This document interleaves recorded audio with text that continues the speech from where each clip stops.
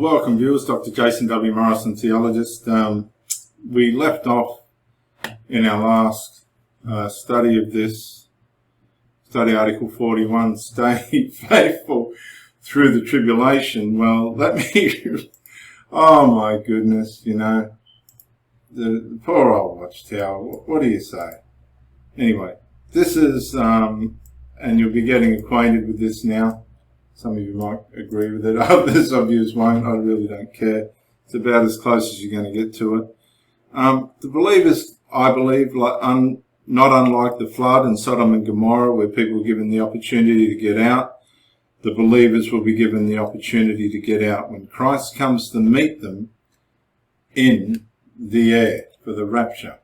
And here's some images of what they think the rapture will be like. Can you imagine the poor old J-dubs? There they go. Oh, this ain't supposed to happen to us. They never told us about this. Well, there they go, the poor old J-dubs. Unfortunately, the carts won't go with them, but nevertheless, this is what the imagery of the rapture looks like. If you go to Google, you can type in the rapture and you'll get these types of pictures. Again, these are only depictions. They're not. We don't know exactly how it's going to happen, but it gives you a bit of an idea. And anybody who believes will be raptured. So I don't know how the Jehovah Witnesses are going to deal with this. They don't think that there is a rapture, but they're in for a very rude shock, because most certainly there is going to be a rapture. Another thing that they need to know is that the saints will be taken out and taken off to the judgment seat of Christ before the tribulation period starts, where the Antichrist, the rise of the Antichrist starts to take place. The Antichrist is assassinated. I believe it'll happen on live TV. He'll be pronounced dead. 3.5 days later, the Antichrist will rise from the dead, at which point the second part of the tribulation will begin, which is centralized around Israel and the Jews. And the Antichrist, who was a man of peace, will become the most evil and ferocious opponent that Israel has ever faced. And I believe that some say that he may be a Jew, of all people. So that'll be very interesting. But we won't be there for that. If you want to be there, you can have a talk with the Lord and organize your ticket to the tribulation.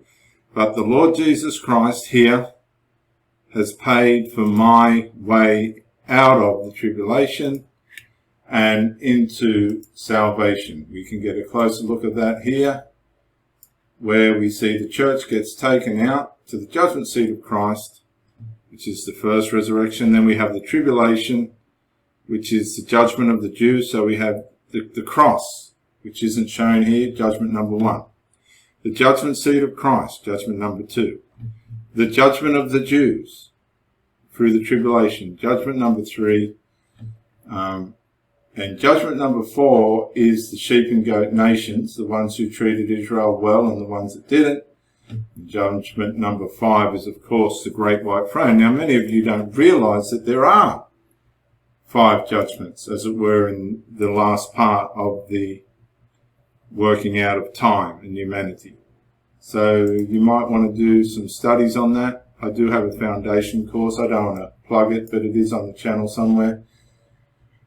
And you can work all that out yourself. But for now, let's get back to this. I mean, oh gosh, I've only done 2 paragraphs. Maybe I need to stop doing this. It's taking too long. But when we left last time, we got to Revelation 17. According to Revelation 17:5, 15 through 18 as well, how will God destroy Babylon the Great? Well, let's read it, shall we? Why don't we read it? I'm not afraid to read it. Revelation. And now, if we parallel what we're about to read in Revelation 17 with where this is in the outworking of time, this is actually possibly, it looks like it's in the millennial age. It's in the millennium when Christ reigns as king. So I think we should read all of it. We'll play the audio and we'll see where this ends up. Revelation chapter 17. I believe this is possibly, this chart saying it's after Armageddon. Let's see how we interpret it. Chapter 17. One of the 7 angels who had the 7 bowls came and said to me, "Come, I will show you the judgment on the great prostitute who sits on many waters, with whom the kings of the earth committed sexual immorality, and earth's inhabitants were made drunk with the wine of her sexual immorality." And he carried me away in the power of the Spirit into a wilderness. And I saw a woman sitting on a scarlet-colored wild beast that was full of blasphemous names, and that had 7 heads and 10 horns. The woman was clothed in purple and scarlet, and she was adorned with gold and precious stones and pearls. And she had in her hand a golden cup that was full of disgusting things, and the unclean things of her sexual immorality.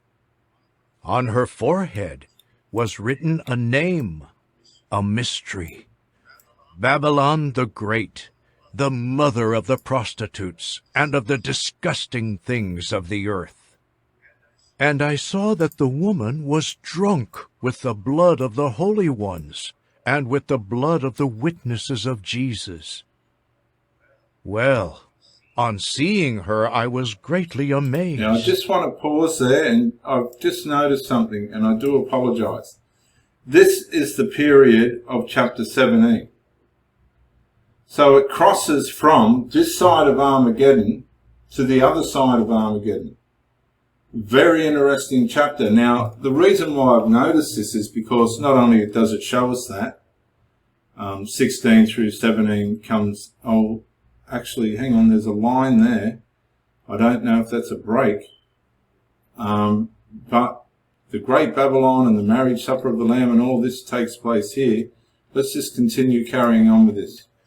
So the angel said to me, "Why is it that you were amazed? I will tell you the mystery of the woman, and of the wild beast that is carrying her, and that has the 7 heads and the 10 horns. The wild beast that you saw was, but is not, and yet is about to ascend out of the abyss, and it is to go off into destruction. And the inhabitants of the earth, those whose names have not been written in the scroll of life from the founding of the world, will be amazed when they see how the wild beast was, but is not, and yet will be present. This calls for a mind that has wisdom. The 7 heads mean 7 mountains, where the woman sits on top. One is, and the other has not yet arrived. But when he does arrive, he must remain a short while. And the wild beast that was, but is not, it is also an 8th king, but it springs from the 7, and it goes off into destruction. The 10 horns that you saw mean 10 kings, who have not yet received a kingdom, but they do receive authority as kings for 1 hour with the wild beast.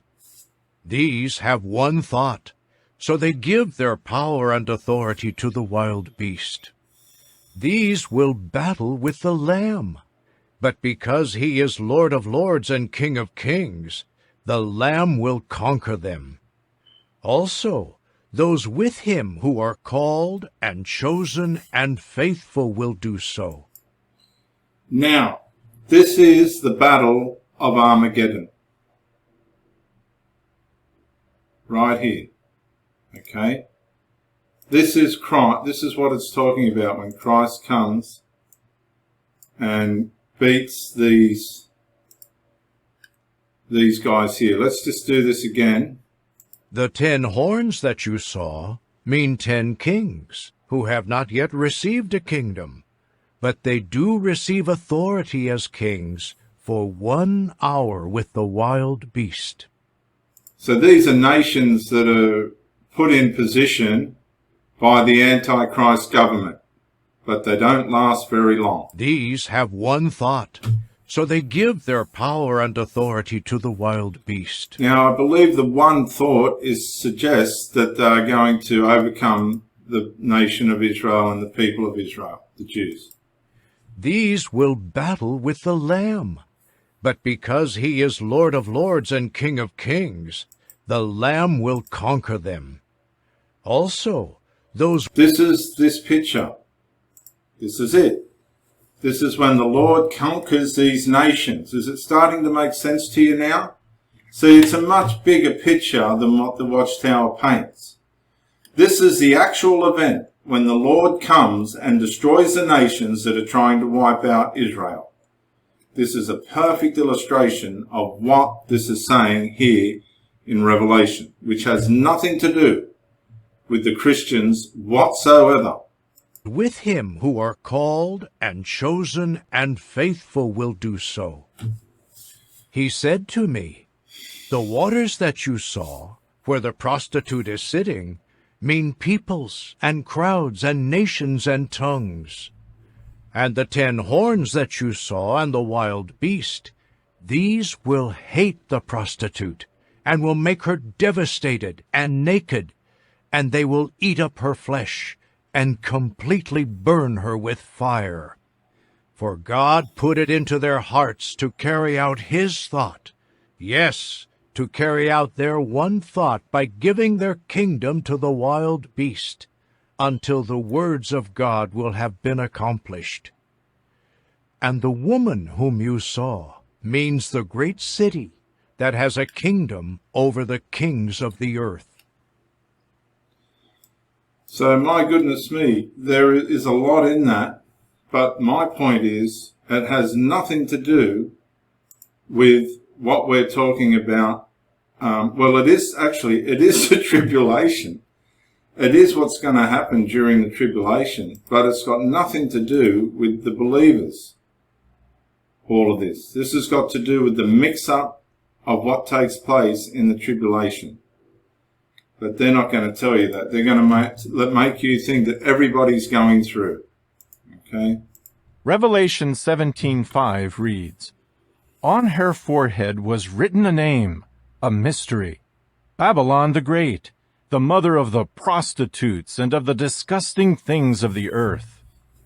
Verses 15 through 18 read, He said to me, The waters that you saw, where the prostitute is sitting, mean peoples and crowds and nations and tongues. And the 10 horns that you saw, and the wild beast, these will hate the prostitute, and will make her devastated and naked, and they will eat up her flesh, and completely burn her with fire. For God put it into their hearts to carry out his thought, yes, to carry out their one thought by giving their kingdom to the wild beast, until the words of God will have been accomplished. And the woman whom you saw means the great city that has a kingdom over the kings of the earth. Babylon the Great will be destroyed. As mentioned earlier, the nations will have no control over what happens at this point. Why not? Because God will put it into their hearts to carry out his thought. What is that thought? To destroy the world empire of false religion, including Christendom. Whoa, whoa, whoa, whoa, whoa, whoa. Oh my God. Now, I never saw that coming. What is his thought? What is the thought to destroy? It is to destroy the world empire of false religion, including Christendom. Expression, Christian is made up of religions that claim to be Christian, but do not teach people to worship Jehovah according to his standards. Well, that might be me. I'm gone, because I've got grave trouble with the Mosaic law. The only standard that Jesus left was to love your neighbour as yourself. Let's see what else they say. Revelation 17:5 reads, do that again. On her forehead was written a name, a mystery, Babylon the Great. Revelation 17:5 reads. So let's just read this ourselves from here. So they're basically saying that God's going to wipe out all of us and them as well. Because this is what I've asked the Jehovah Witnesses. Are they a part of Christendom? Apparently they're not. You ask them if they're Christians and they say yes. Well, they can't be, because they'd be destroyed. Like, God will put his thought into the hearts of the 10 horns of the scarlet-coloured wild beast. The 10 horns represent all the political powers that support the wild beast. And then they've got the United Nations. Now, I wonder why they've mentioned the United Nations. The 10 horns represent all the political powers that support the wild beast. The United Nations. When those political powers turn on false religion, that will mark the beginning of the Great Tribulation, and it will be a truly catastrophic world event. Now, I want to ask you, what is the Watchtower's relationship with the United Nations? Well, we can find out, because we've got a video by John Cedars, and I'm sure Lloyd Evans wouldn't mind me using it. And let's play it, shall we?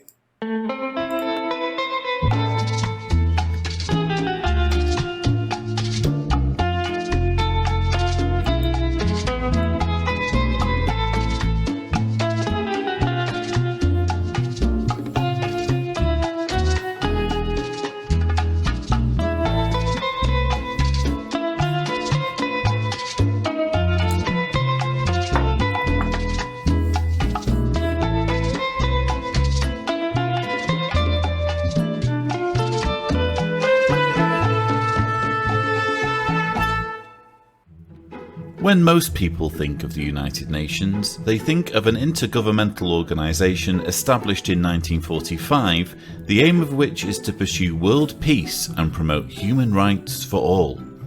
Sure, the UN isn't perfect, but it at least represents some attempt at bringing countries together so that problems can be thrashed out through dialogue and negotiation rather than through violence and bloodshed. But when Jehovah's Witnesses think of the United Nations, rather different ideas come to mind. They are taught to believe that the UN is a fulfillment of Bible prophecy, and not in a good way. They consider it to be a sinister manifestation of satanic influence over world leaders in the build-up to Armageddon. This is the book, Revelation, its grand climax at hand.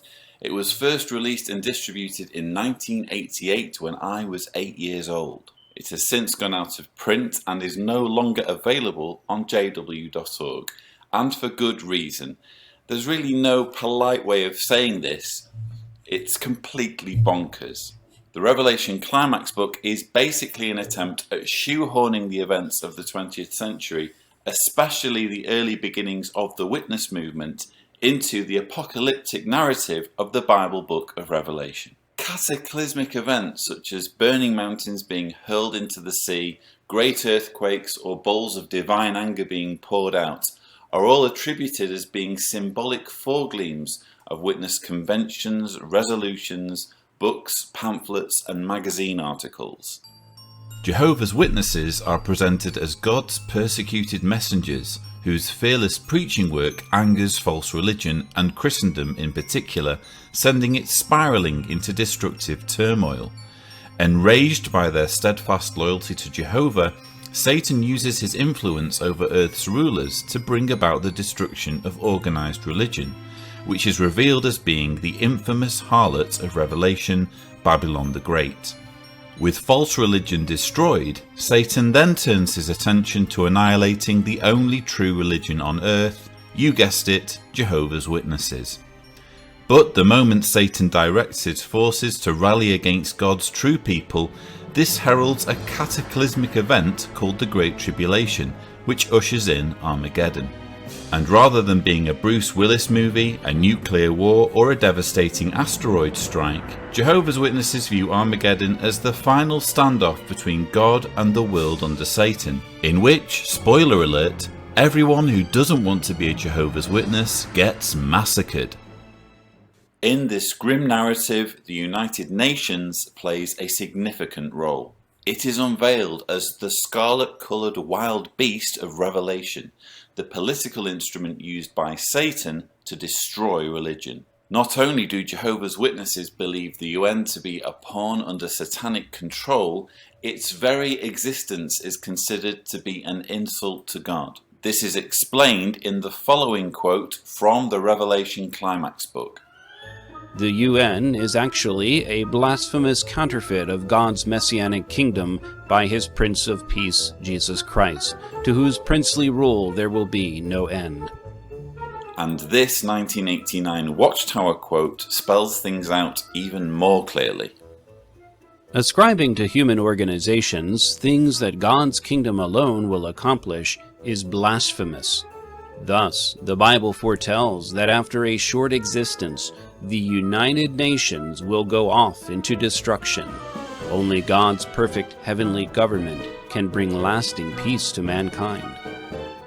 In short, the reason the UN is so loathed in Jehovah's Witness literature is quite simply because it sets out to do everything that Christ's kingdom is supposed to do. It aims to bring people of different languages and cultures together in pursuit of peace and unity. And when it comes to that sort of thing, there really is no room for competition. By trying to tackle the world's problems, the UN is blaspheming God himself. With all this resentment, ill will, and doomsday paranoia, you would expect the very last thing Watchtower would want to do is approach the United Nations with the purpose of establishing any kind of collaborative partnership. But you would be wrong.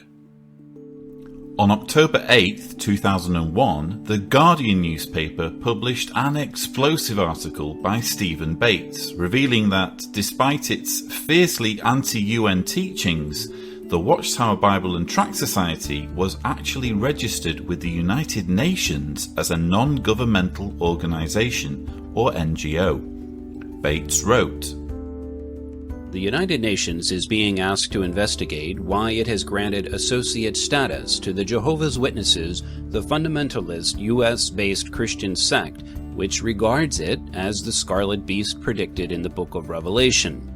Disaffected members of the 6 million strong group, which has 130,000 followers in the UK, have accused the Witnesses' elderly governing body of hypocrisy in secretly accepting links with an organization. Yeah, Dr. Jason Morrison, theologist again. I just want to say thank you for watching the videos, and I hope you got plenty of self-rediscovery and freedom out of it. If you watched it on YouTube, please share or like, maybe even comment. If you watched it on Facebook, like, comment, share. But most of all, get out and live. This isn't a rehearsal. You've got a one-off life. Don't let your loyalty and your faithfulness blind you to the life that you should be experiencing. Till the next video, thank you for watching, and bye for now.